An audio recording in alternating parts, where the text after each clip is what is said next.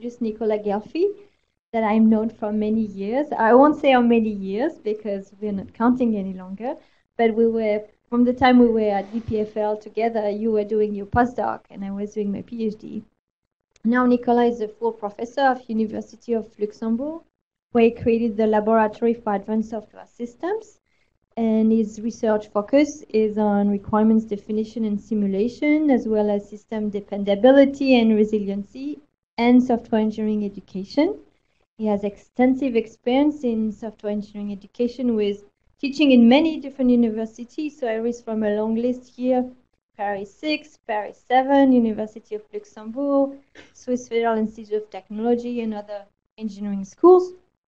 So this has led him to research how best to educate of software engineering students, and also creating your own tool set to do so. And this is going to be the focus of the presentation today. So I'll let you tell us more. Welcome, and thanks so much for joining us today. Thank you very much, Cécile. I think I just need to use this one. Yes.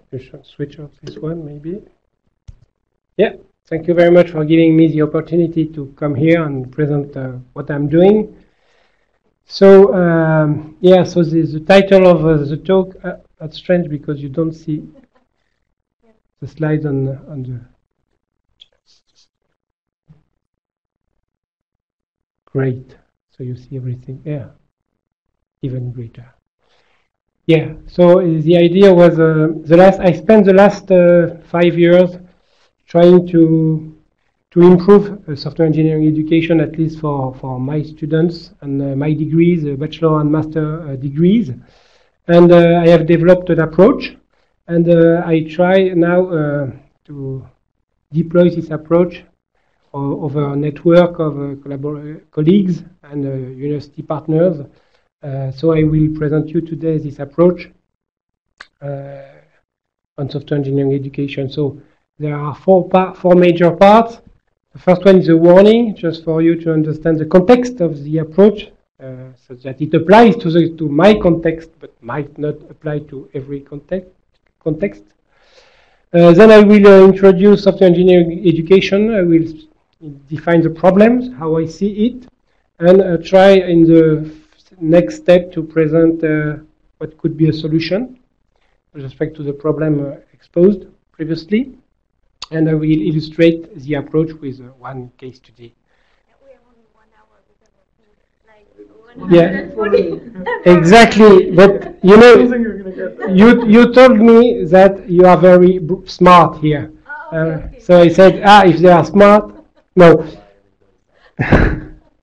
So don't be afraid. In fact, it's a PDF file, so sometimes you have several parts on the same slide, which takes 6 slides for one slide, you know, because you have several levels, and you know, shaded text is one slide, and a lot of slides are additional slides, maybe if there are questions but nevertheless it will be quite a lot of information. So the warning is just that it's my viewpoint on education of software engineering. It's a controversial topic. I had a lot of discussion, and okay, everybody has his own view of what should be software engineering, and they never agree, and they always fight. So we will not get out from there without any fight. But I just want to say, I hope it will be useful. What I did, it's still rigorous. I'm from formal method guy, so I try to make things precise. It's shared by some, but not all, of course. It's based on my experience. So my experience is basically 25 years in education of software engineering at several levels, bachelor, master's, and doctorate degree, even postdoctorate, of course. I am expert for the Court of Justice in trials between development companies and customers which are not happy, and they say that it does not conform to the requirement, and the judge is not capable to decide, so he asked to expert, and I am one of the experts to the Court of Justice in Luxembourg to decide. It ranges from thousands of euros to hundreds of millions euros, the trials I am working on, so it's not so easy, but it gives me also another view on how software are developed and what kind of problems you can encounter. And I was also responsible of hundreds of trainees in industry, following it's trainees from 3 months to 9 months in industry. At bachelor and master level, they have to do their bachelor thesis or master thesis in an industrial context.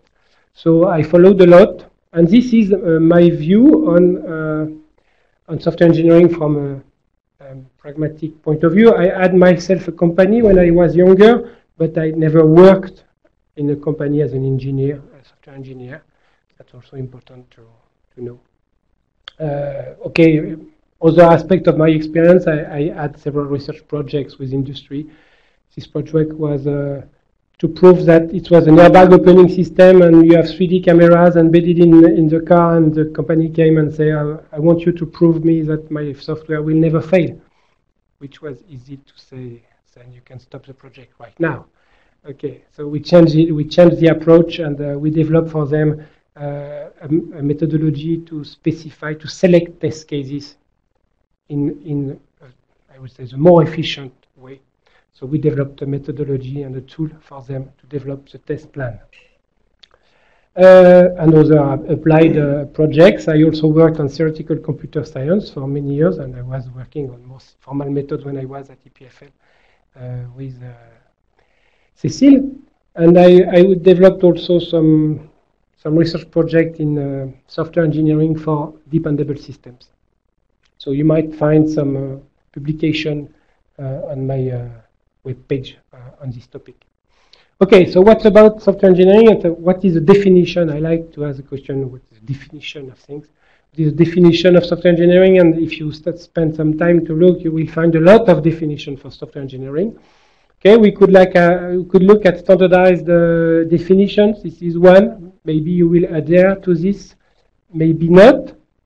Nevertheless, it's a standard definition of software engineering. Another one, which was very interesting for me, is this one from, which is also controversial, but it's very good, and it was defined by Friedrich Bauer, a mathematician who was initially in '68 in this group that introduced and defined software engineering in this NATO conference. So it was very interesting definition. Another one from Parnasse, which is basically one I like the most because it reflects a problem I tried to solve. The fact that we have, on one hand, engineers that are building concretely systems that think that they have really concrete and very precise problems. And on the other side, the more theoretical or conceptual guys, mathematicians, scientists, that say that they know how to define what are the real problems. And it's always a fight in between them. And if I look to the population, software engineers, and also, I would say, academics, teachers at bachelor and master level, and researchers, I often encounter this dichotomy between pragmatic or engineering approach to software engineering and more theoretical, conceptual, or mathematical approach to software engineering. The problem is that we should have a kind of combined approach to problems with those two viewpoints, and it's not easy to build it. And what about now software engineering education? So it's not an easy problem, and many people pointed out the fact that we need a formal software engineering education, formally defined. It's not easy to implement, and one of my tasks, and I will present you some of the results, was to observe how software engineering is taught in university, just to know how it is taught and how it exists. So one of the first questions in the introduction is, do we really need software engineering education? So if you look to statistics from the US BLS, Bureau of Labor, okay, interesting to look that in 2022 they plan 75% of the STEM domain, software, technology, engineering and mathematics, on computing, and 32% of the 74% will be on software development, which is very interesting to know. Another information which is very important is that, in fact, among those 75% of jobs, you will have, for example, for 120,000 jobs will be proposed in the in computer in the STEM, sorry, and only 1/3 will be graduated and we will from a university. So it means that those jobs will be filled by other kind of people. Okay, maybe people coming from life sciences and having a short training on software development. And this, or maybe it will be filled by people from other countries, because you will just hire people that you did not train in your country. So there will be more and more job in the STEM industry, in the STEM domain related to software development. And so we need to be ready to train I would say those basic graduated, and also people coming from other fields to be graduated to software engineering.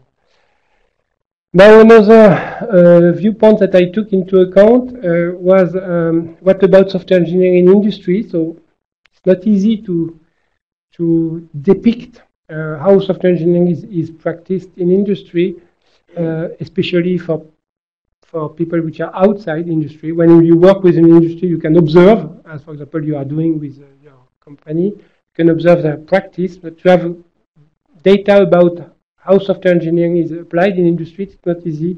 So what I did, I tried to look at some models, maturity models, for example the CMMI Dev, and I tried to deduce things about this. So if you look to the figures, it seems that 75% of the companies are at level 1, 2, or 3, which means that the development process reach at max the level defined. So you look, for example, you have level, sorry, not 75, 75 for 1 and 2, sorry, 75 for 1 and 2. So it means initial or only repeatable. So this means that if you look to the bright objectives of software engineering, that we are really far, because it is just, we have no process, no development process, we are craftsmanship. Repeatable, it's the first level, I would say, of mastering the quality of your development. Now, when you look to what software engineering defines and the tools and methodology, we target often level 5, but level 5 is 1% of the company which reach this level. So that's very important to understand that if we engineer development methodology or software engineering notion, if we teach those notions to our students, they might never see them in their whole development life in companies. And it's often, when I have observed how software engineering is taught in universities, that we often teach notions that they will never apply or use in industry. Another, I would say, observation I made was with regard to this agile software development, which is for me a kind of success story, which, because I was working 20 or 25 years ago on the informal method, thinking that we will make a revolution in software development, but we never succeeded, and also software development tools did not really penetrate industry. But if you look to agile software development, when you speak to industries, they know about the term. Some apply agile, some moved from no development process to agile processes. So from my point of view, it's quite a success story, because it promoted directly or indirectly some software engineering concerns. But now if you look more deeper, there are several studies that says, so this is an industrial one, this is an academic one, that tells among all the projects that say they are method prone, how many follow an agile approach or an agile method, and how many follow another method. According to version 1, it's 80% of these companies which are method prone that follows an agile approach. From Rodriguez, which is an academic study, and only 55. And if you look to the agile methods that are applied, 56 apply Scrum, and then the other one here, you have the figures. Okay, sorry.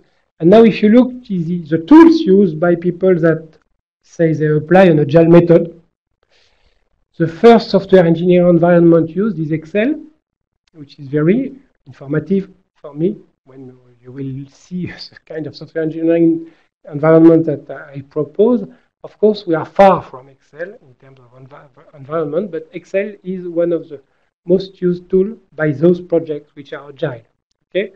Then after you have Microsoft Project, so Atlassian, and then you might find other tools that basically Rational might be one of the tools. I would ask to a professor in university, what is a software engineering tool? They might say, okay, it's where you can model, develop, generate code from models and these kind of things. But you see that basically it's one of the last tools used by those companies that say they are doing software engineering methods and focusing on agile methods. Other observations that we can find is this one, which was very interesting. Now I looked at people that say they are doing model-driven engineering. Okay, and then they have made quite a big, significant study. And the conclusion of those studies were the following one. First, 85% of the projects that say they are doing model-driven engineering are using UML as a notation, as a modeling notation. 40% are using their own DSL, which is interesting for me. You will see later in the proposal I will give domain-specific languages. So people are starting to engineer their own modeling notation for their own domain or needs. And they develop their own tools rapidly, because now we have some tools that allow for rapid development of case tools. That was the two most interesting information. For UML, what are the models, basically the diagrams, we could say, that are mostly used? So not surprisingly, it's class diagrams and activity diagrams, which are the mostly used. And then after you will find use case and sequence diagram. And the other one has really a very low level of usage. Now, okay, people that are doing model-driven engineering in industry, what do they think about the interest or the usefulness of this approach? So we tried, this study shows and asked and to the teams that are using model-driven engineering, okay, what about the productivity impact on with your approach and the maintainability impact? And they say basically that they use models mostly for team communication. 65% of the team members notice this, and for understanding, modeling, abstract understanding at abstract level, 65 for code generation, and then after document and transformation. So these are, I'd say, the main cited interest for their model-driven engineering project. Now, what is the current status of software engineering education? So it started in '68 with this NATO conferences, and we are now 2 years after the introduction of the SWIBOK, which is the software engineering body of knowledge, which tries to define the body of knowledge of software engineering that should be mastered at the end of a bachelor. Okay, and SE 2014, it's also a standard. Both are standards that should be used by universities that are setting up bachelors in software engineering, and they define what should be taught, what are the courses, what are the course contents, the topics, and the learning outcomes. So the problem is, you can see that it's quite recent that we have, only 2 years ago, that if we want to know what is software engineering, what should be learned, that we have documents made by our community to help us to set new programs or to evaluate current programs with respect to what should be known by a software engineer after a bachelor.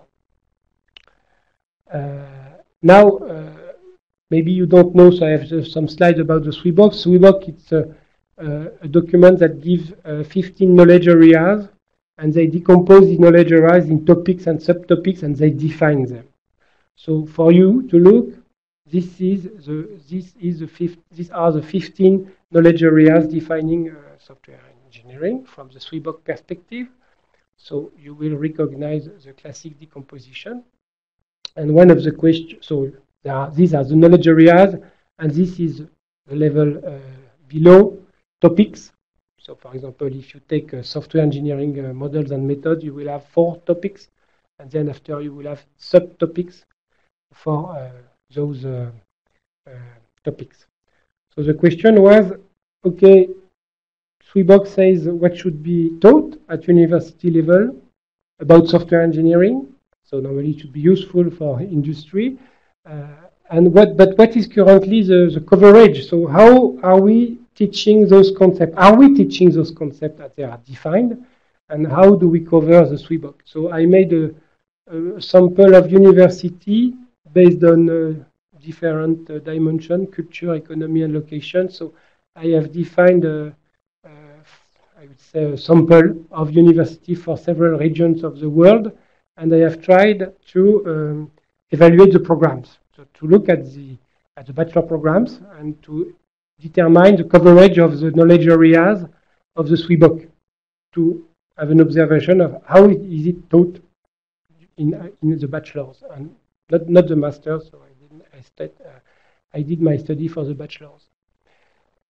So this is just for you that I focused on the bachelor. If you classify the degrees, you have bachelor, master, and doctorate degrees at academic, professional, or unspecified orientation. So basically, I focused on levels 6, 4, and 6.5, according to this standard which classify the levels of education. And these are the main results. So you could look at the 15 knowledge areas, and you can look how it is covered as an average.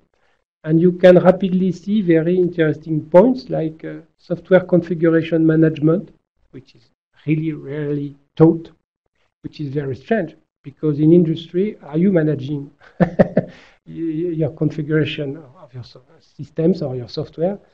You can look at also at another interesting, which is software maintenance, only 11% covered.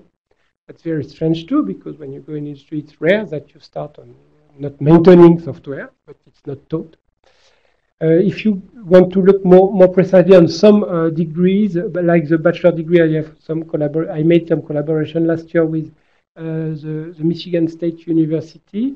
So they globally reach a global coverage of 55%, and this is ranked by decreasing order. So they focus a lot on models and methods for software engineering. But of course, you will see that that's the same for the average, but they're quite consistent. Maintenance, configuration management, software engineering process are not so much taught. Now, basically, if you look to requirements, computing foundations, professional practice, it's quite well covered. Another university observation, if you look in Belgium, to Brussels, I have also some colleagues there, you will see that we have another kind of coverage. They're really more focused on foundation. So you will have a bachelor in computer science, which is really grounded on mathematics, formal methods, and basic scientific approach. And of course, for a lot of topics which are defined in the SWIBOK, they do not cover so much those topics. So what are the lessons learned from this observation? So basically, I noticed in my observation that either we have bachelors that really gives a focus on engineering technologies and concrete and pragmatics, and decreases the courses on abstract, conceptual, or formal notions. Either it's the opposite way around. So either it's a more theoretical bachelor and really not focusing too much on software engineering and pragmatical aspects. What are the reasons? It's basically in software engineering education, we have the same problem as the other, meaning this change rate, technology, change in languages, in platforms, it's really quick. So we don't have time to engineer methods and tools and theories to to be ready to be used and deployed. So basically, that's one of our problems. We don't use standards. Basically, a lot of university colleagues were not aware about SE 2014, SWIBOK. People heard this term for the first time. Yeah, what is software engineering? I don't know. So you have a software engineering professor that doesn't know that, in fact, basically the SWIBOK exists. Or SE 2014 exists. That was very strange. So basically, I would consider myself that if we take the CMM, I would say that the software engineering education is not at a high level if we look at maturity of our education. So it's quite critical, but it's based on all what I observed. Also, professors of software engineering, so they do not exist everywhere. So, okay. And what is it, a professor of software that gives a course of software engineering? So you should be a specialist of all those 15 knowledge areas. So that's really difficult. Okay. So it's really difficult in a lot of universities to find who is going to give this software engineering project. Who will? A lot of professors are not interested in giving this kind of lectures. So sometimes it's heroes, people that say, I am really motivated, and I found a lot of colleagues that in my study that were really motivated by software engineering. It was not their own research focus, but they were motivated to teach this. What else? You often I often found the fact that professors are working on their own discipline vertically without so many collaboration and consistency in between themselves, which is a problem, because if you want to teach a software engineering course, especially a software engineering project course, then you will basically need that all the courses in databases, in networks, in programming languages should be taught consistently with your software engineering project, which is quite never made. I don't know here at master level if you have a software engineering project, if your project is consistently developed with your other courses. That's not so easy. That's what I noticed. We have not so much cooperation with industry, which also something that I observed. At least in the universities I observed, in computer science, in bachelor's in computer science, we have more theoretical lectures and pragmatic and concrete and technological lectures. We also have, that was quite critical, but I would say we also have professors that teach software engineering that are teaching a method that does not exist anymore, okay, like Murray's or this kind of French methods. Old notation for academic purpose, which is a justification why it's not obliged to use a method or a notation or a modeling language that is existing or used in industry. But basically, that gives incentives about the problems we found in software engineering education. Other problems that you will find in my slides, for example, the fact that what is useful, what is pragmatic, is not the same when you discuss with industry than when you discuss with education and research. And each one is trying to fight for his own school. So you will have professors of software engineering that will decide from a research point of view that he wants to teach his own language that he developed in his research in the software engineering lecture. Okay. So not easy. And also this the fact that the cost of things is not so much, it's more taken into account in some countries like United States. In Europe, Eastern and Western Europe, the cost of things, what is the cost for the industry, what is the cost for education, for research, and for the customer. Really here, a lot of educators that do not really know what it means, and they don't have a common understanding of the cost. So, for example, you will learn model checking, and then the complexity in time and space is not so often taken into account. So people say, okay, we can make proof on simple abstract models, and then you can expand this solution to more complex systems and real systems.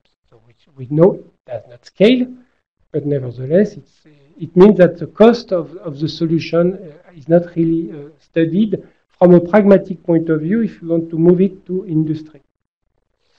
So what can we do? One of the proposals that I tried to develop in the last 5 years is to propose to the community a product line of software engineering project courses. So the idea is that if, for example, you want to improve the teaching of software engineering in your master program or in your bachelor program, the idea would be that you look at our product line and you say, oh, here is a software engineering project course. I take it and I apply it in my context. And with this, the idea would be that you would have a better coverage of the SWIBOK, a more consistent coverage of the software engineering notions. But of course, you need to adapt it to your needs. So it must be a product line that should be adaptable to your needs. So this is what we developed. So this product line is taking the SWIBOK. So basically, you look at the courses that are available in the product line. You select the knowledge areas on which you want to focus. For example, Cécile will focus on requirement engineering. So the idea would be, can I take a project course template, model, or variant that is teaching requirement engineering in your product line because I focus on this knowledge area and maybe a topic or a subtopic or a set of subtopics. The idea is then to have a second variation point, which will be the application domain, in which you will select which kind of, so you decompose the domain in terms of market categories and subcategories. You will also select the technologies you want to include in your software engineering project course, because of course you need to focus on some technology. You cannot teach software engineering for all the technologies. And that's the variation points, basically. So if you look at the current proposals that we have, you also have, as a teacher, you need some elements, because this, when I say software engineering project course, it means that you have a full course with tasks, results, evaluations. So here we decompose for a professor. There is an already defined process, some activities for the student, and some evaluation made for the student. And also, all this is also supported by the framework, such that it generates for you the evaluation forms, the definition of the process you have to distribute to the student, so that it becomes lighter to develop a software engineering project course. In our approach, we have some commonalities to all the courses. Today is that we include in this course, in this project course, an already defined method that I have developed that is basically a requirement analysis method that is focusing on the requirement knowledge area and the testing knowledge area. There is a software engineering environment, including some tools that we developed also. So it means that today all the products, all the software engineering courses that we offer will all use both the Messier methodology, which has to be used, and the Excalibur tool. I will give you. But then after you can of course vary. You can select other topics. If you want to focus on modeling, information modeling, for example, you could take one of our course and then add some tasks related to information modeling. In our course variants that we offer, we focus for the application domain on collaborative application, team collaborative application. So we provide concrete products I will show you on a crisis management system. So we give a software that has been developed with some technology. We also give the model, the analysis, the requirement of this software, but today for only a crisis management software, which is a team collaborative product. And the more we will develop and we will develop courses with this approach, the more other application domain we might have. So I will skip, I don't have time, sorry. So to illustrate, imagine that you want to set up a new software engineering project course inside your own course or aside. The process you could follow two processes. Either you take one variant in our product line. This is a course, a software engineering project course, and then you might add or modify variation point, add new tasks to work on different knowledge areas, and then you will derive your own course. Here is a project course reference card. You can see that the iCrash project course targets bachelor professional first degree. Here it gives you a kind of evaluation of how long this course will last. It will be 10 hours of work per student, not 10 hours of lectures, but 10 hours of work per student for 14 weeks for 2 periods of 14 weeks in the year. This is important for a professor to select a course because then it might not correspond to your current setting in terms of size. The size of the groups of students that are working on this project is from 2 to 4 for this one. There are 2 phases, and the main SWIBOK areas targeted by this course are requirement modeling and software construction. And here are the technologies that the student will use or learn with this kind of course. So you have some details.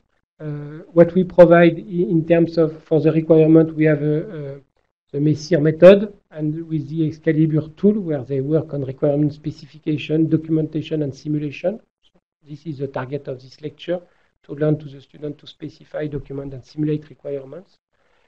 They construct the software, and they have to maintain in this project. They take a software in version 1, and they have to develop a new version in version 1.1. Sorry. And this software is developed with those technologies, Java, JavaFX, MySQL, RMI, and with a versioning tool. So students are embedded in, they really enter in a project where a software is developed. You have already some specification artifacts, design artifacts, and then they have to develop a new version 1.1. So by having all those data, documentation, code, they will learn a lot. Even if they don't know the methodology, they will see some use case diagrams, they will see some class diagrams, and they will learn directly or indirectly some modeling notations. And the same for programming. We have students that never develop a graphical user interface, but they have here a software that is basically developed with JavaFX, and they have to maintain and develop new screens and so on and so forth. So with this project, here is the coverage of SWIBOK. So if you take this project course and you say, okay, I will give to my students this project to do, they will basically work on the SWIBOK knowledge areas according to this coverage. And with this course, with the iCrash course, you cover 80% of software requirements according to SWIBOK, okay, in terms of notions. And of course, unfortunately, we are like the other. We do not, in this course, we do not cover too much software configuration management and the economics of software too in this course. So this gives you a hint, because if you look to the coverage, you could say, ah, this is a course for me, or this is not a course for me. If you want to focus, if you want to set up a project on software testing, you will see that in this project we have some tests specified, and we have some test campaigns and so on, but it's not the real focus of this project. So you notice that a software engineering project in our product line gives some artifacts which are developed using a methodology that we propose to the student.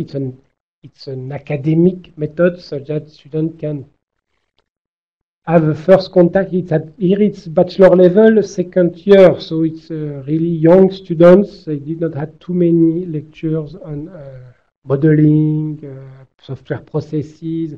So it's this method, it's an academic method where they will try to learn some of the notions which are basically requirement. What is requirement analysis? It's more for software requirement specification. It's not business requirement level. So they will work on use cases, on concept or information models or concept models or data models. They will work on the environment, representing the environment, the actors, and the interaction with the system, and on functionalities. What does it mean to specify using pre-post condition functionalities, and to specify tests, and they will run this iteratively and incrementally. As you saw, they work on the version 1.1, so they have to basically improve the models that are provided in this requirement analysis document. So I will rapidly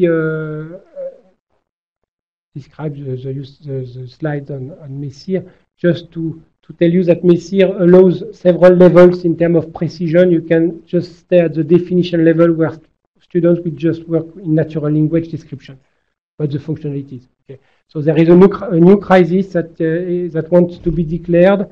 It's a crisis management system. Okay, thank you. There is a new crisis. They will work textually to define what does it mean to declare a new crisis, what does it mean to handle a crisis for a coordinator, and so on and so forth. And they will work mostly, if they stay at definition level, on use case, and not so much on the concept, operation, and test. A little bit, but not so much in terms of precision. If they work at specification level, you will see that they will try to be more precise in their description. They will use natural language and then other more defined languages like UML models, constraint specification. And if you want to reach really more precise and formal description, you might ask them to write requirements in a way they can be simulated, which is highly advanced. Of course, not bachelor level. I would say it's more master level, where you can learn to students what it means to have an operational semantics.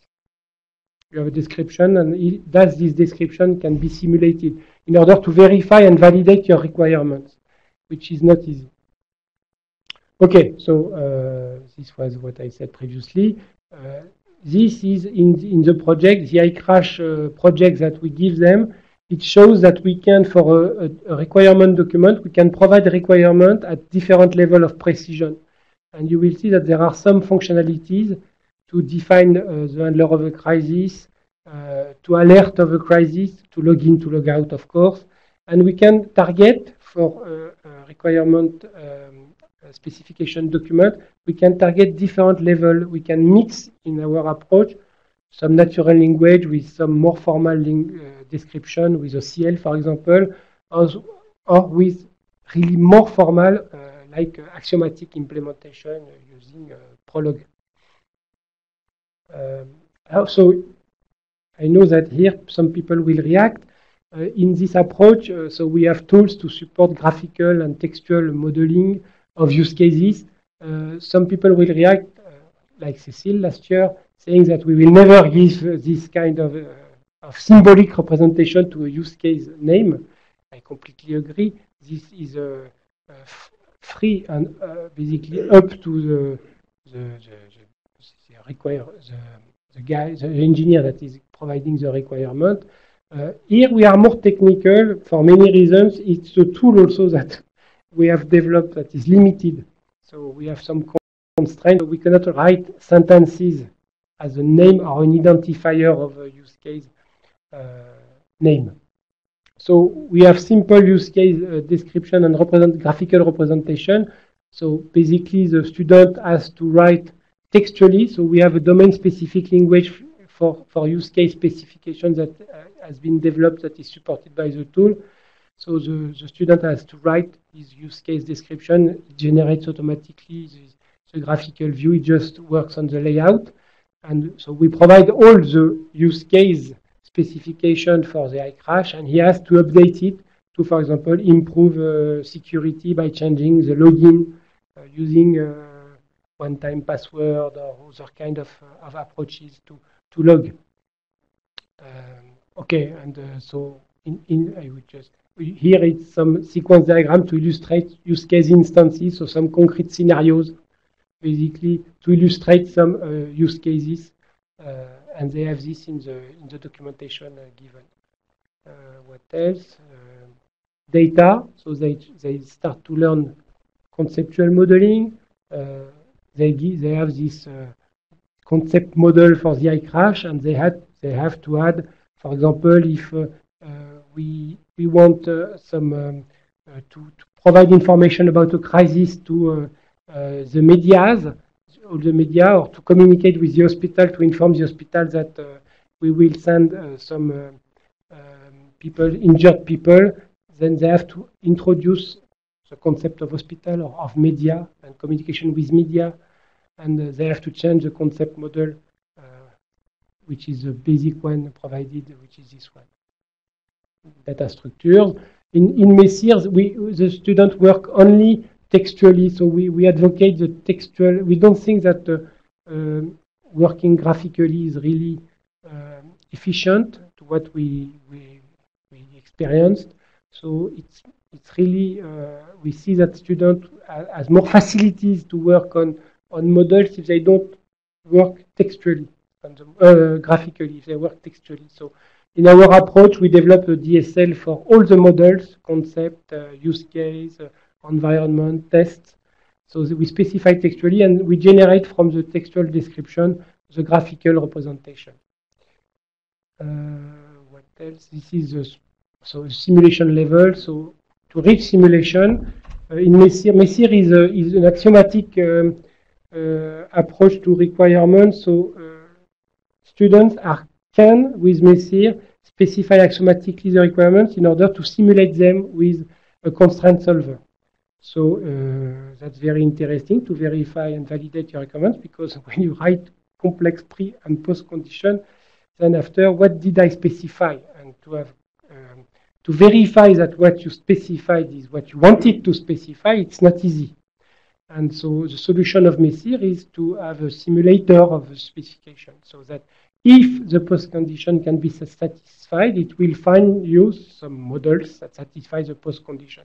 So then it will learn to the student what it means to write a post condition that has an operational semantics. If not, you have often students that write post conditions that can never be satisfied, or they don't know exactly what it means, and that are quite useless in terms of requirement. So what we want to know is what it exactly means to alert of a new crisis. So if you have enough money and time in your project, you can reach this level, which is the simulation level, for some of the functionality.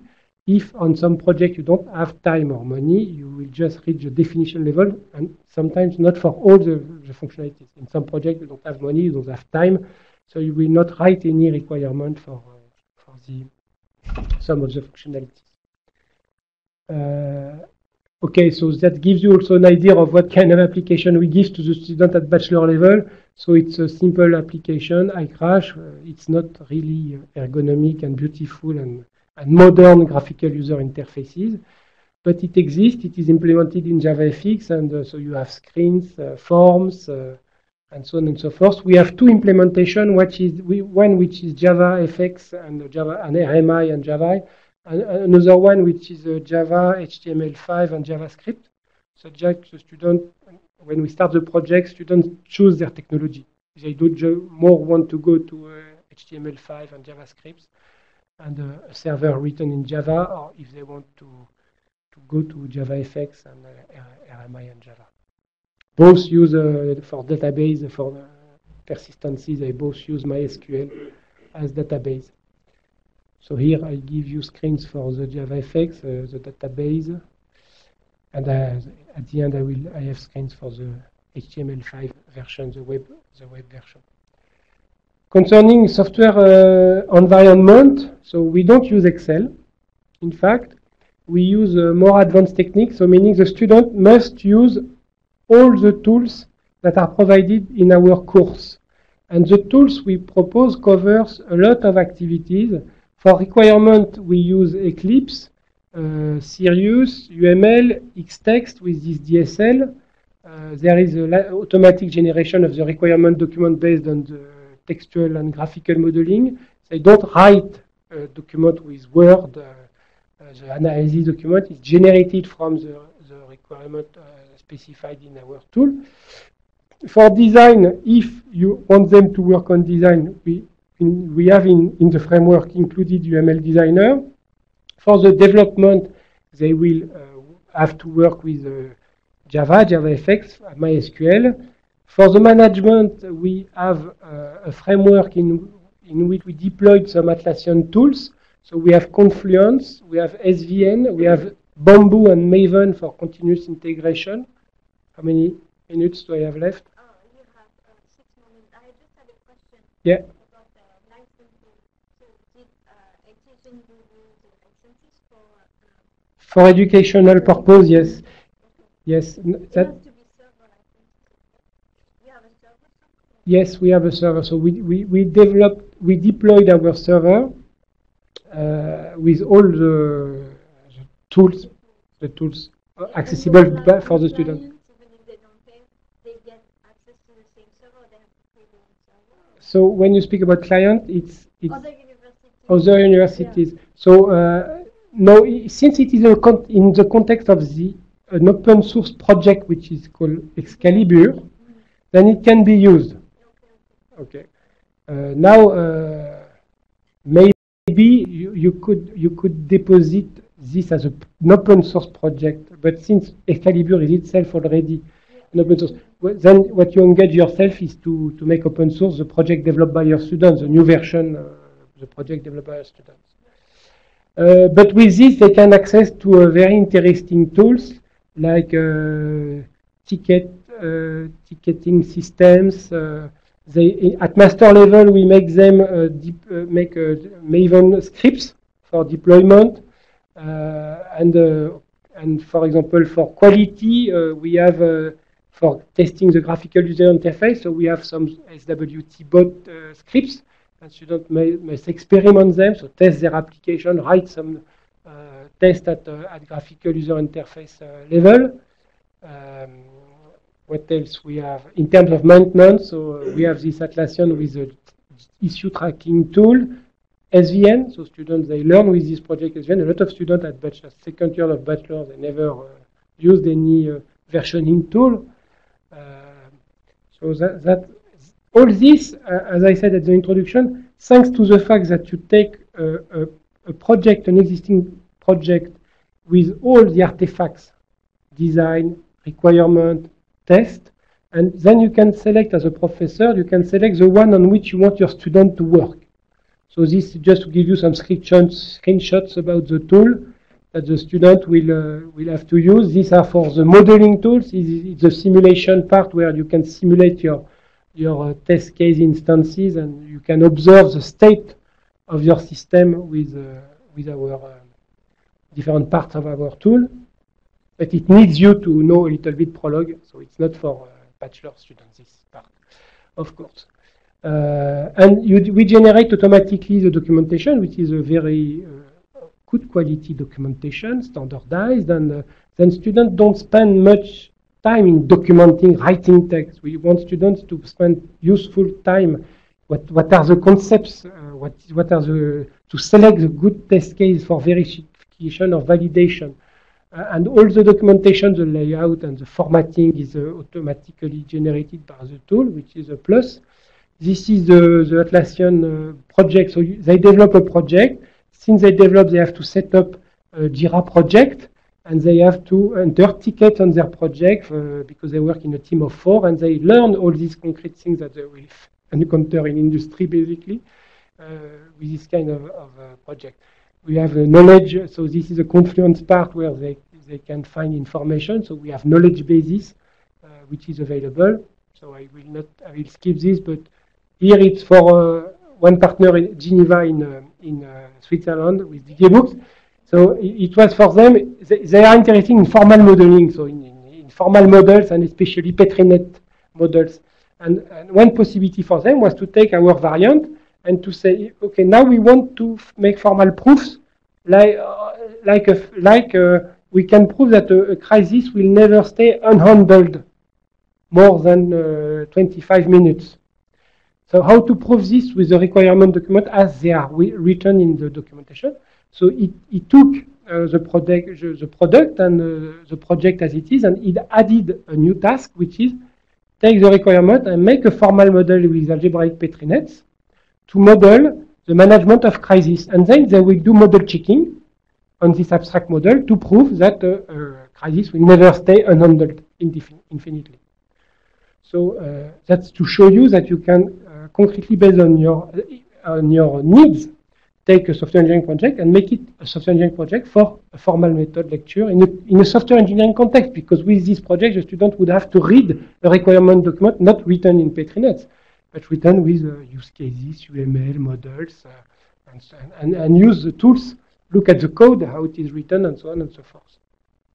So, for example, if you have an ontology for a domain of crisis management system, you could say, re-engineer the concept model using our ontology, and re-engineer the system such that you implement the database correctly with our ontology, and maybe in a generic and modular way, and so on and so forth.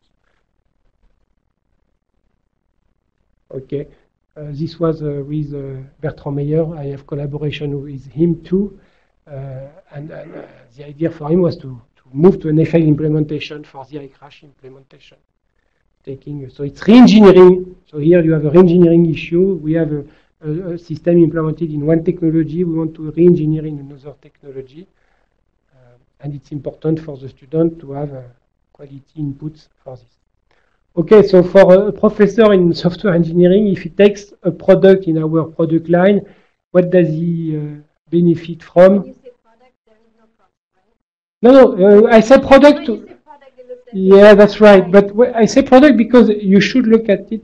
It's a product that we offer for free. Product, but there is no cost. No cost. Sorry. Yeah, they're good. I should be careful. It's a product line, but it's a free product line. For a professor, you get for free the syllabus of the project. You can adapt it easily. You have evaluation forms. It's efficient. It's of quality because it has been designed to teach software engineering. So at least if you are not a specialist of software engineering, but you are in charge of a software engineering project, that it's good because you inherit from the quality of the course.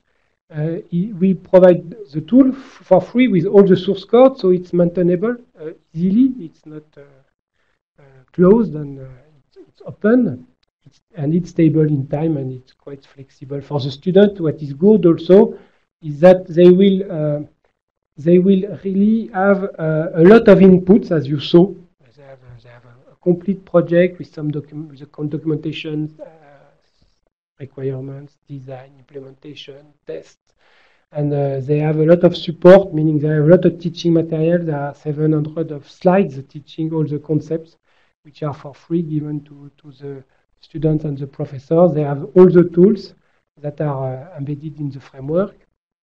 So at bachelor level, you can use this kind of projects to teach UML, to teach requirement engineering with use case, or maybe to adapt what is already in Messier, but this can be used. Your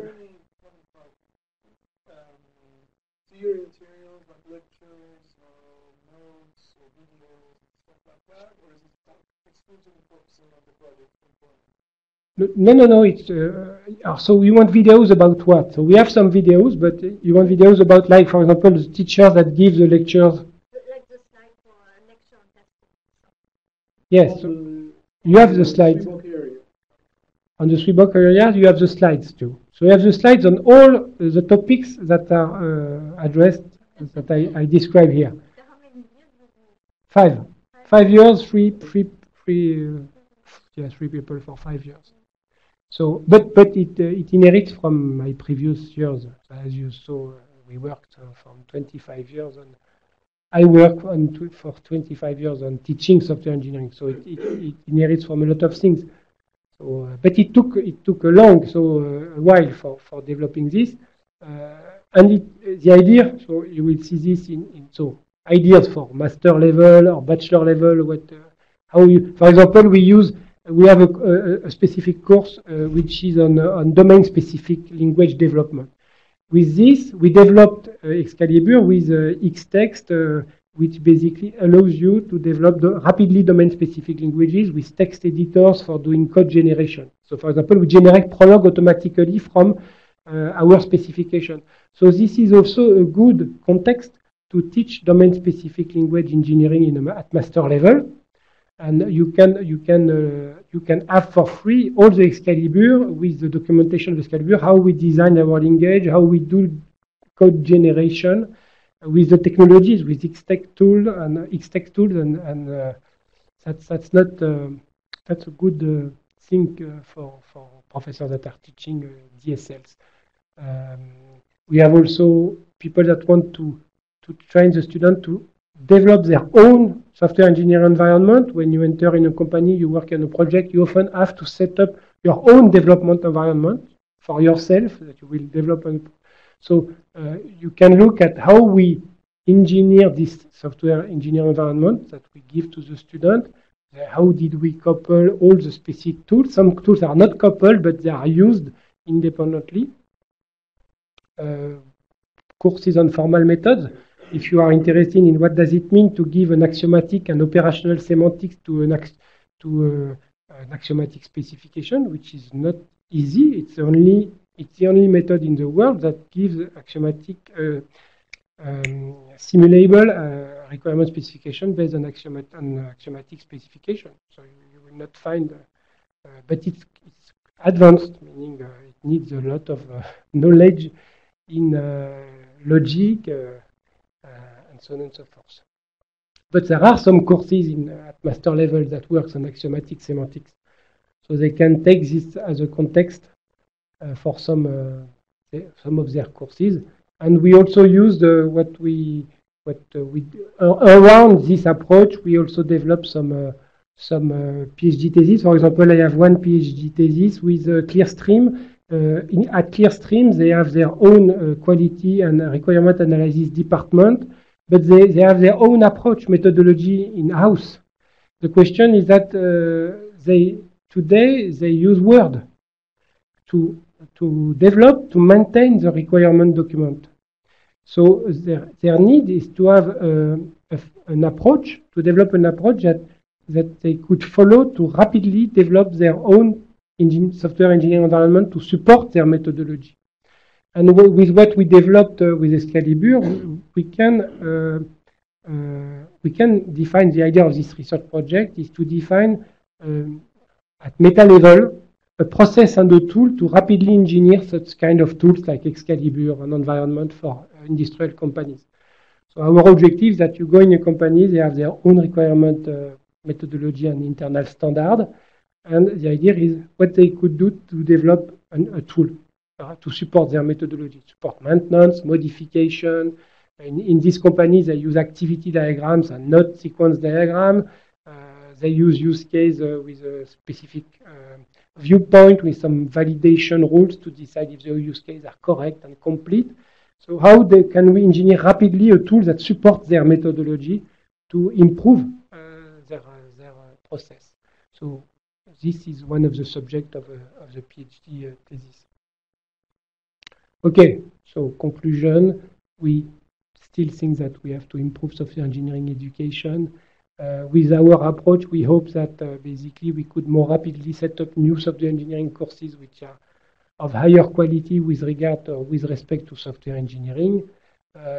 As I said just previously, based on your question, so we were only 3 to develop this approach, but concentrated for 5 years. Now we get older and older, of course. This is some of the university with whom I have some contacts, of course, including you. But I am developing contacts and try to create a kind of network since now 1 year and a half with those partners as first class citizen partners, because I have some personal collaboration with them. But since then, I developed other new collaborations. One university in Kazakhstan, in fact, in Kazan, where they would like to apply and reuse our approach for setting a new course in software engineering. And I hope that basically we will have more and more partners in this network. So if you know someone, software engineering hero, completely depressed or not, or if you know a student that is victim from your software engineering courses, then I would be interested to discuss with them about our approach and what do they think about our approach. So we have just an email, and that's all. So thank you. quite confusing. So maybe do we have time for questions and remarks? Or? So perfect.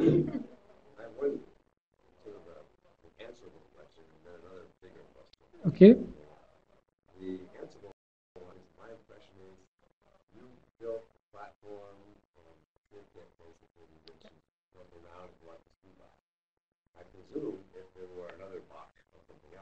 Yeah. And forces that you could index against that knowledge. You could use the same scholarly toolkit to essentially construct syllabus. Yeah. In that other area. Yeah. So how transportable is it to other domains? In fact, we are generic with respect to the standard you use to classify your topics. So we used Swebook because, to what I know, it was the most advanced in 2010. Then after we used SE 2013, where you also here have a list of knowledge areas that should be known by the student. So whatever you would like to use, then after you would have to relate the activities of a software project. Like, for example, define the notion of media. Is it related to requirement engineering? Is it related to which part? What are you doing in terms of software engineering knowledge area when you do these tasks that the professor defined? Yeah, you just index your activities related to what is the knowledge you are basically tackling with this activity. You could also say, I'm not interested in software engineering, but I'm interested in your project to learn the student to work in a project without knowing if it covers or not software engineering. So I would say, then you will maybe not look to the card that says our project covers 80% of requirement engineering. You will look at the artifacts that are here, the code, the documentation, and the test, the code for the test cases, and so on and so forth. And you will say, I'm interested to use this project. But basically, I would prefer that the professor who is taking a software engineering project also tries to define, I have added those activities because with those activities I want my student to learn testing, validation, modeling, and in order to try to have all our collaborators of this project be aware about what the students are learning with respect to software engineering. So it's not mandatory. It's even today, it's not completely automatized. Our idea was that we have a tool where you select the topics you would like your student to work on, and then it basically gives you what is the best project in the database that is the closest to your objectives.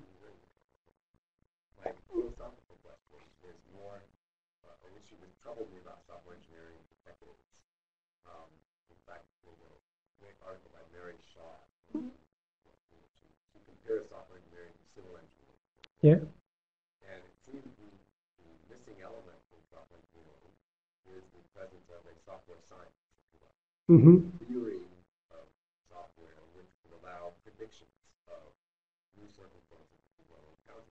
And then that using such a science that exists, you could actually predict the execution of platform.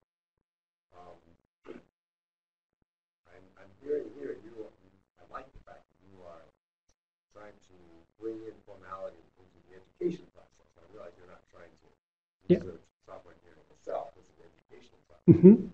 But nevertheless, I'd be curious in your thoughts as to the possibility of creating a science of software. I'm not sure I understand. Maybe there are several ways to understand your question.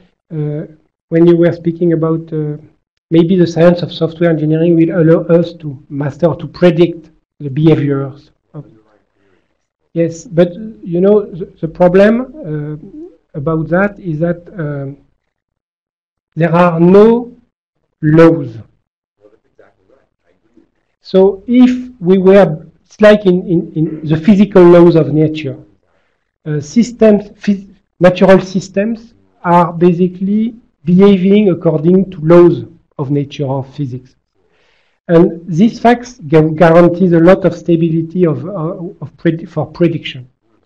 The fact that we developed a science with no laws, such that you can define your own laws. The only law we have is basically the fact that the physical laws, there is, well, but here I'm speaking about physical laws, but I'm speaking about the fact that it's 0 or 1. You know, the binary information is 0 or 1. So the only thing you have, it's a probability of a 0 or a 1, which does not give you an idea of what is what a software, what is it physically, because software is a logical, abstract logical element that does not follow some laws which are explicitly given. But for example, what could be good? For example, imagine a program that is handling integers. The problem is that you can move an integer from a value which is 1 to a value which is 1 million. Your weight will not move from 1 to 1 million in 1 second. So if we add programming languages that would give us some evolution laws to values, to basic values, and that will not allow at runtime such modification, we could then basically develop stable software and predictable software. The fact that you can move in 1 second from minus 1 million to plus 1 million and gives you one of the reasons why it will be very difficult for us to define a science of software. You have to change the way you look at software and you engineer software. If you accept to change the science, to define a science of software engineering based on, first, let us state laws for our domains on which we will build software, and let us use programming languages and compilers that ensure those laws based on the semantic of those languages, then it will be really better.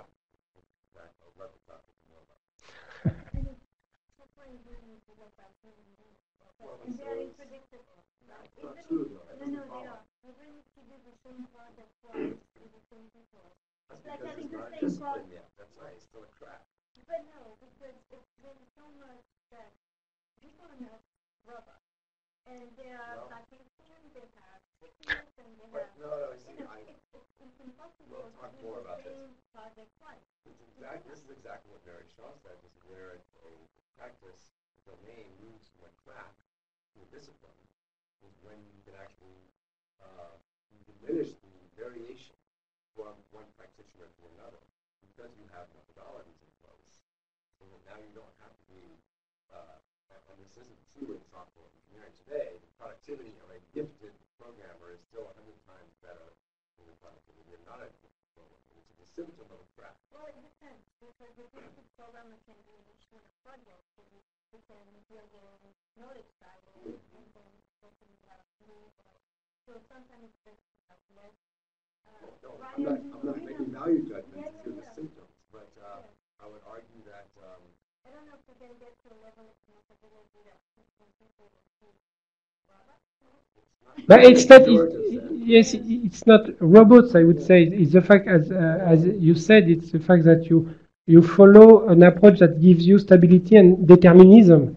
That's very important. So the problem why we are not capable today, it's not because we are human beings and everybody is different. I agree, everybody is different, as acting differently.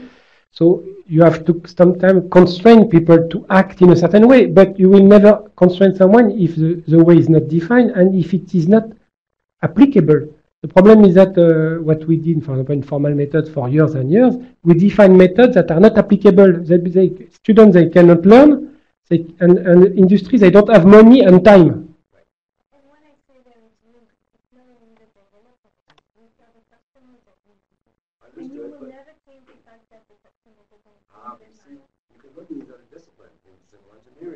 That's the same, yeah.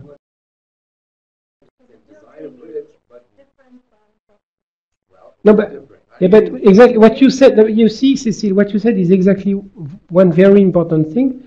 The customer is often underestimated in the development processes.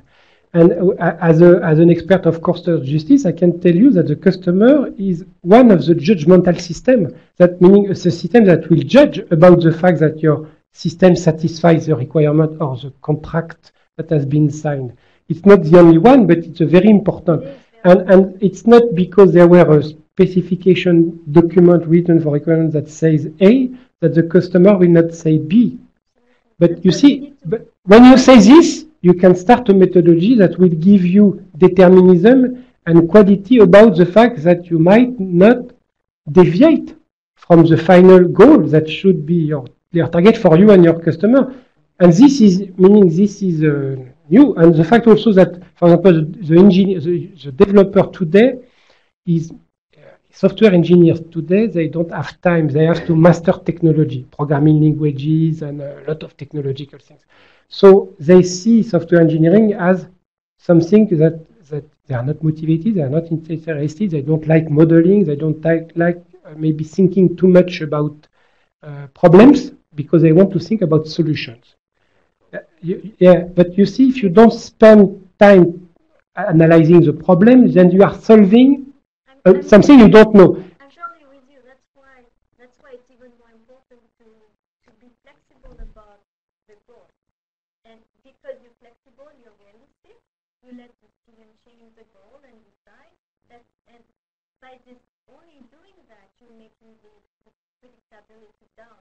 And predictability is maybe not that important. What is important is to be able to develop something that the user going to use and like.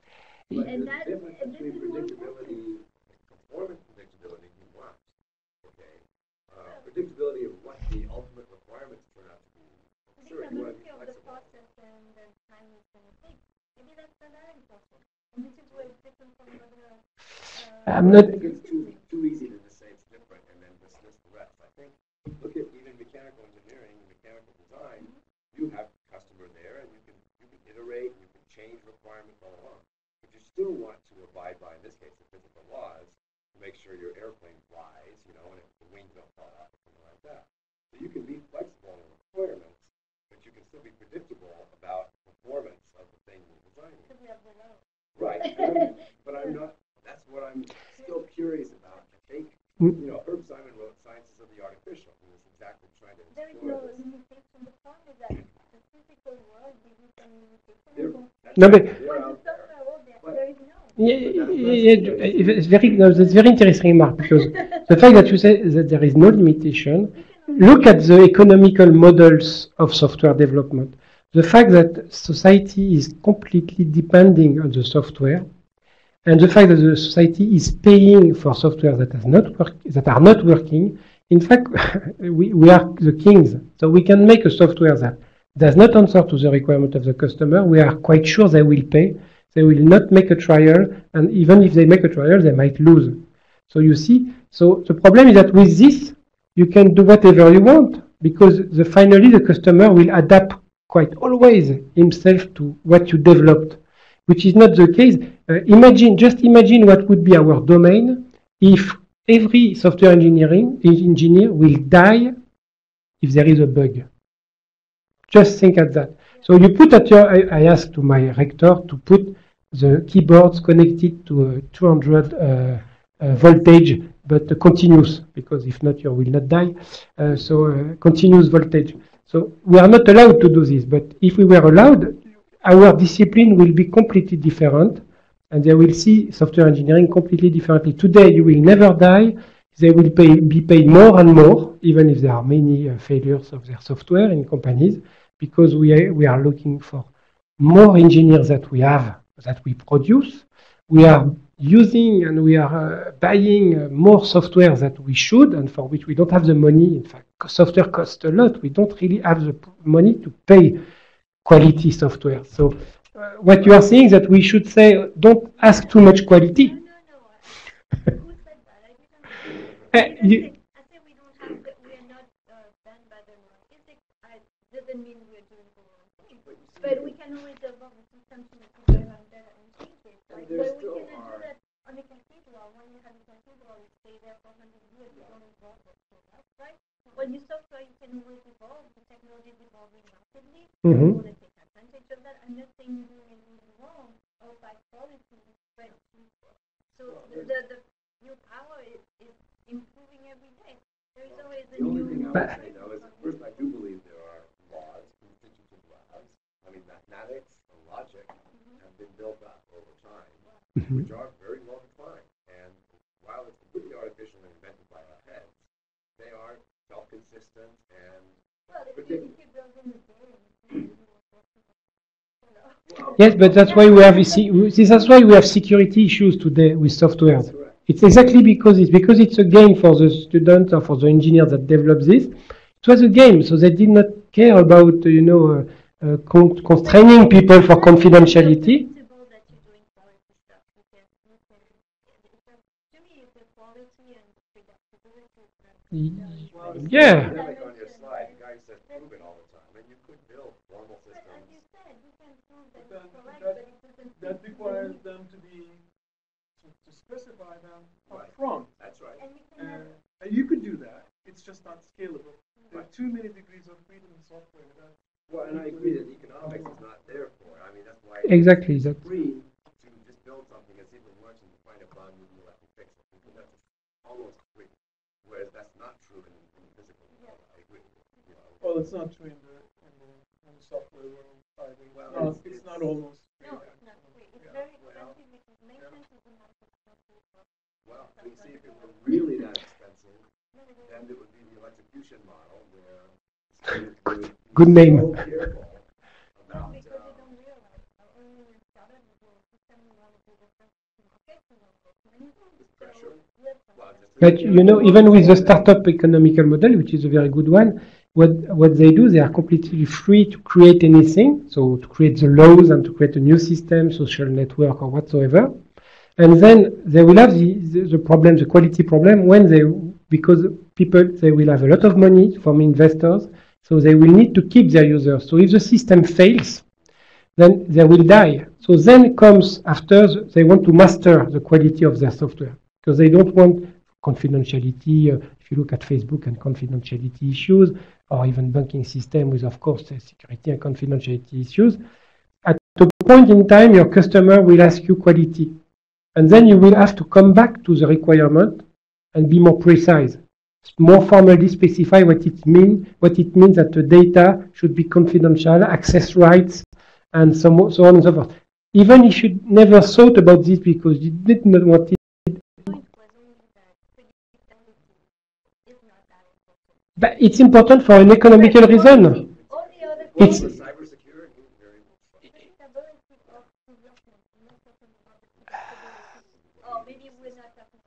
But yes, we are speaking. I just want to say that in the lifetime of a system, predictability will always come. For economical reasons, for whatever reason you will want, in the lifetime of a software system, sometimes people will ask for predictability. I'm saying predictability of the development itself, not of the. Obviously, I want my system to be predictable. Yeah, I totally agree. But when I say predictability or repeatability of the process, for me, that's not the big. Because it's like all the projects are going to be different. The customers are going to change their mind. I think that's no different No, from no. the physical world. Look at Ferrari, the talk of Ferrari in Firenze, ICSE 2015. You remember this guy? They have to issue the version of the software every 15 days. So they need predictability of the software development. 15 days. Yes, 15 days. So it depends what you. Yeah, I agree. 15 days you can be predictable, but 15 days it's only 2 weeks. Yes, it's 2 weeks, but Yeah, so maybe 2 weeks is feasible. Predictability on a 6 month, 1 year, 5 years is impossible in software development today. Maybe it will change. Well, I think it does do it. I think personally, I don't think it will change I because think of the this is nature why of software. very large software system development undertakings like the FBI Facebook or air traffic control system, that's why they were colossal failures, because it became too interactive. The complexity was too high, and you couldn't predict progress against the schedule. You couldn't predict performance of the components. Yeah. Oh, the only way to make it predictable is to go with when NASA or something satellites or something like that, they use very ancient technology, and they repeat the same solution exactly twice, right? But they are using, I know because my husband was involved on that. He actually left the project because he felt forward. So he was working on a project to send a rover to the moon, and he thought it was very exciting. But then he looked at the technology, and that was like, he likes, Very creativity. conservative. It's Very so conservative. conservative. It's like 15 years, we use like 15 years old technology, and you're not. But- You'll electrocute it if it doesn't work. I And mean, this is going to be repeatable, and it's in my work. Because I work in the past, even though, the house in the ground is not going to go well. So, but I think otherwise, if you want to take advantage of like whatever news coming, then Yes, but you see, that's a problem for us in terms of technology because we can learn a lot of things from what you said. Either we have stability because we do not change anything to what works. Either we have complete chaos in terms of software development and quality of software. Today it's exactly the situation in highly critical system or business critical system. They don't want to change legacy system for 2 lines of code because they are really afraid because we don't master the consequences of a change. And then they really are careful, and the only solution they can do, for example, I was discussing with Clearstream, is that if they do a change, they will massively test, and they will invest massively in test because they are completely scared. They have no other tools. So either we will be in that part, or we will go in the other part saying, if you want to move on, you have to go a little bit further. no, we can develop another approach to software development. which is a more formal approach of careful characterization and modeling along the way. And then it's not just like, I don't know how this black box works, and I can't afford to change it. You now have something to fall back on, the blueprint, basically. And then you can make some Yeah. educated. For example, in Messire, in the long term, my dream when I developed this operational semantics was that the 6th generation of languages will only be specification languages. So that engineer, we only describe the problem, and we will have automatic generation tools, robots, that will generate problems, and we will only all work on requirements, but executable requirements. So that's very different from requirements. And by the way, some of the standards committees I'm working with now, we're all model driven. You actually just do a lot of it in UML, push the button, the standard, which is 1,000-something pages, completely automated.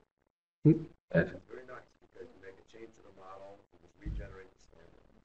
And it's all Word, PDF, doesn't matter. The problem is that we need to have efficient code generation, and that must be also flexible enough to adapt to all those technology changes. Because that's the problem, because every 6 months, driver change, programming languages, compiler change, and In the course of given technology, and then we started the course, Language new, change.